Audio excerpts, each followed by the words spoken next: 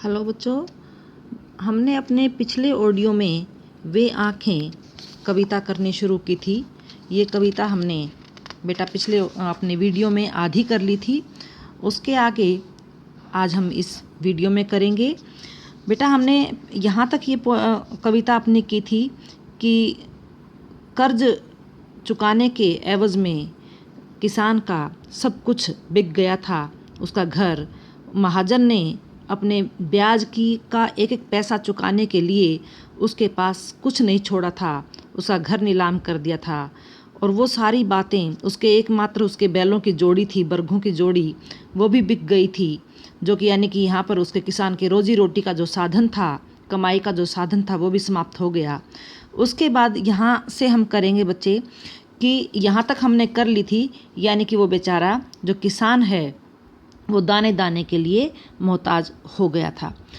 अब किसान कहता है, उजरी उसके सिवा किसे कब, यानी कि उजरी, उसके पास एक गाय थी सफ़ेद रंग की, उजरी का मतलब सफ़ेद रंग की गाय थी। वो कहता है उसके सिवा किसे कब, यानी कि किसान के सिवा वह किसी भी दूसरे व्यक्ति को अपने पास दुहाने आने देती, यानी कि अपने पास दूध निकलवाने के लिए किसी को भी अपने पास नहीं आने देती थी। केवल किसान ही उसका दूध निकालता था। यानी कि वह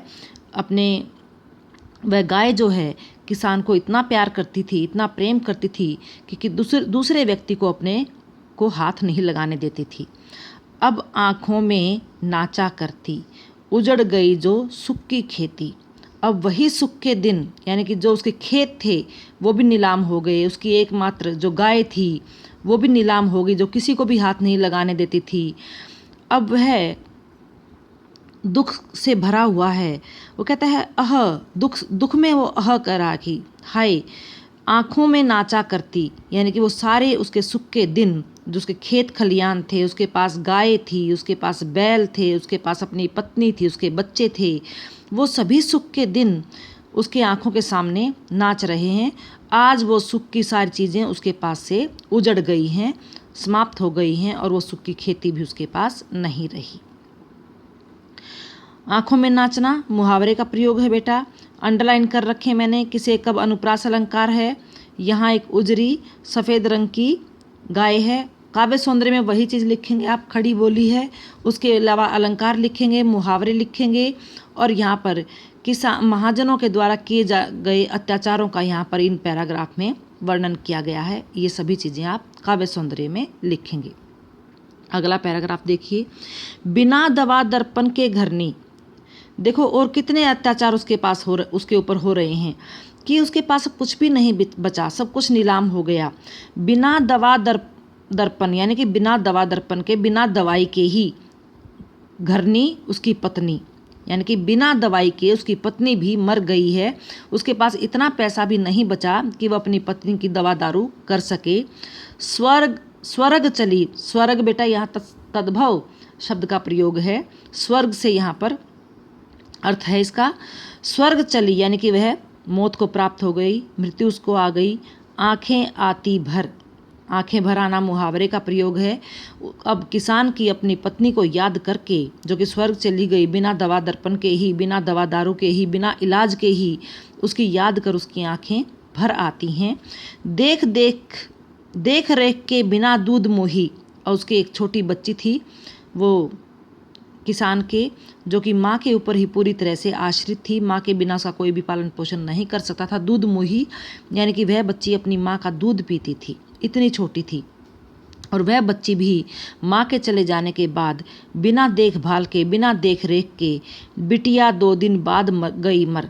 किसान की जो बेटी थी छोटी, वो 2 दिन के बाद ही वो भी मर गई, क्योंकि उसकी माँ मर गई। वो माँ का दूध पीती थी, इतनी छोटी थी, और बिना देखभाल के वो भी चली गई। तो यहाँ बेटा देखो, आंखें भर आती, आंखें भर आना मुहावरे का प्रयोग। घरनी तद्भव शब्द है, इसका मतलब पत्नी। दवा दर्पण अनुप्रास अलंकार है, इसका मतलब है दवा दारू करना। स्वर्ग जो है तद्भव शब्द है। इसके बाद नीचे 2 दिन अनुप्रास अलंकार है। यहाँ बेटा पुलिस के अत्याचारों का इतना अधिक वर्णन किया गया है कि किसान के ऊपर पुलिस के द्वारा भी अत्याचार किया जाता था, जिसके कारण उसके बेटे की मृत्यु हो गई। इसके बाद अगला पैरा है, घर में विधवा रही पतोहू। पतोहू पुत्र की जो वाइफ है उसे पतोहू कहा गया है, यानी कि पुत्र वधू।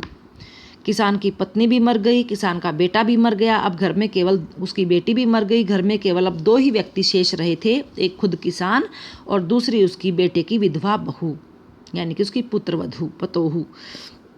वो कहते हैं घर में विधवा रही पतोहू लक्ष्मी थी, यानी कि वो लक्ष्मी के समान थी। किसान के लिए बहुत ही अच्छी थी, गुणवान थी, सुशील थी। घर में अब अकेली पतोहू रह गई, खुद रह गया। यद्यपि पति घातिन, इतने गुण होने के बाद भी, सुशील सुकन्या होने के बाद भी वह पति की घातिन, पति को मारने वाली कहलाती थी। समाज में जब किसी औरत का पति मर जाता था तो हमारे समाज में ये विडंबना थी कि पत्नी के ऊपर ही सारा दोष लगाया जाता था कि वह इतनी अभागिन थी कि अपनी पति को भी खा गई। ये दोष हमेशा औरत के ऊपर लगाया जाता था। कहता घर में मेरी विधवा बेटे की बहू है, लक्ष्मी है, कहने को तो वह सारे गुण हैं उसमें, सारा काम करती है, फिर भी पति घातिन है, वह पति को मारने वाली है, पति को खा जाने वाली है। पकड़ मंगाया कोतवाल ने, और जब किसी औरत के पति की मृत्यु हो जाती थी तो समाज में उसका बहुत शोषण होता था उस स्त्री का। तो इसलिए पत्नी की मृत्यु के बाद यहाँ पुलिस वालों ने, कोतवाल ने उसे अपने कोतवाली में बुलाया और उसकी इज्जत भी लूट ली उस औरत की, क्योंकि उसका जो सहारा था पति वो भी मर गया था, ससुर जो है बूढ़ा हो चुका था। तो इसलिए पकड़ मंगाया कोतवाल ने उसे अपने पास ऑफिस में, यानी कि कोतवाली में बुलाया, पुलिस वालों को भेजा कि इसको पुत्र वधू को यहाँ पकड़ कर ले आओ, और उसकी वहाँ पर इज्जत लूट ली। इस शर्म के मारे वह डूब कुएं में मरी एक दिन। अब वो बेचारी को इस तरह उसकी इज्जत लूटने के बाद उसको इतनी शर्मसार हो गई कि उसने जिंदा रहना उचित नहीं समझा और उसने कुएं में छलांग लगाकर अपनी जान दे दी। यहाँ भी देखो बेटा लक्ष्मी, यानी कि लक्ष्मी, यहाँ ये भी तद्भव शब्द है।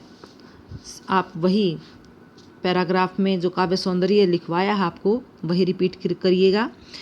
फिर लेखक कहता है खैर पैर की जूती जोरू, यानी कि यहाँ पर किसान की मानसिकता के ऊपर व्यंग किया गया है कि किसान की अपनी पत्नी के प्रति जो मानसिकता थी वो बहुत ही घटिया थी। वो कहता खैर कोई बात नहीं, पैर की जूती जोरू मतलब पत्नी तो पैर की जूती होती है, एक खराब हो जाए, एक टूट जाए तो दूसरी आ जाती है। यानी कि यहाँ किसान का अपनी पत्नी के प्रति या औरत जात के प्रति ये नज़रिया था, अगर एक पत्नी नहीं रहती है तो विवाह करके दूसरी लाई जा सकती है। उसको अपनी पत्नी की मृत्यु का इतना दुख नहीं था। वो कहता न सही एक दूसरी आती, कोई बात नहीं, अगर एक नहीं रहती तो विवाह करके दूसरी लाई जा सकती है, पर जवान लड़के की सुध कर याद करके। पर जो उसका बेटा जवान मर गया, कहता अगर बेटा मर गया पत्नी तो दूसरी लाई जा सकती है विवाह करके, लेकिन बेटा कहाँ से लाया जा सकता है। वह अपने बेटे, जवान बेटे की को याद करके बहुत व्याकुल होता है। सांप लौटते फटती छाती, उसको याद करके उसके कलेजे पर सांप लौटने लग जाते हैं, उसकी याद में उसकी छाती फटने लग जाती है, वह बहुत ही हताश और निराश हो जाता है। मुहावरेदार भाषा का प्रयोग है बेटा। देखो यहाँ 3 मुहावरों का प्रयोग किया गया है, पैर की जूती होना, सांप लौटना और छाती फटना। अब अगले पैराग्राफ में देखिए, पिछले सुख की स्मृति आंखों में, यानी कि किसान अब अपने पिछले सुखों को याद कर रहा है, जब उसका जीवन खुशहाल था, खुशी से भरा हुआ था। वो कहता पिछले सुख की स्मृति, पिछले सुखी दिनों की यादें उसकी आंखों में जब आती हैं, क्षण भर एक चमक है लाती। वह एक पल के लिए उसकी आंखों में चमक भर देती है वह खुशी की यादें, लेकिन तुरंत ही जब उसका सामना वर्तमान से होता है, यथार्थ से होता है, तो तुरंत का मतलब तुरंत, शून्य में गड़ वह चितवन दृष्टि नज़रें, तो उसकी जो नज़रें हैं, उसकी दृष्टि है, फिर से शून्य में गड़ जाती हैं।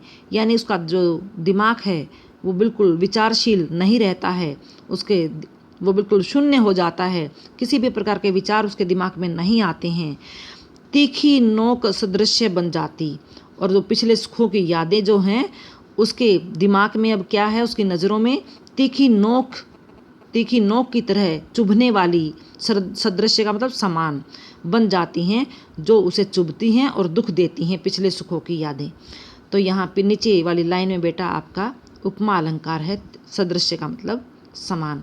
तो हमारी ये आज ये कविता यहीं पर समाप्त होती है। इसके बाद मैं आपको प्रश्न उत्तर भेजूंगी, वो अपनी कॉपी में कर लीजिए और इसे रिवाइज कर लीजिए।